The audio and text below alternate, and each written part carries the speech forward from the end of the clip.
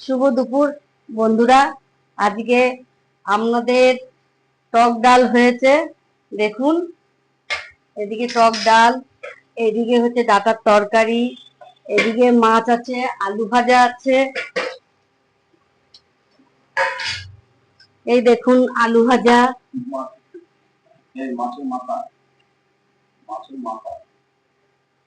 দেখছেন বন্ধুরা, আপনারা যদি আসেন তাড়াতাড়ি, যদি খেতে ইচ্ছা হয় আমার হাতের রান্না। ঠিক কথাই বলছে। খাই। ও একদম যে রান্না খারাপ করে না তা না, ভালোই করে। কি খাচ্ছে সেটা একটু বলে দাও। আজকে আপাতত পেলাম আলু ভাজা আর মাছের ঝোল, এই যে তরকারি দিচ্ছে।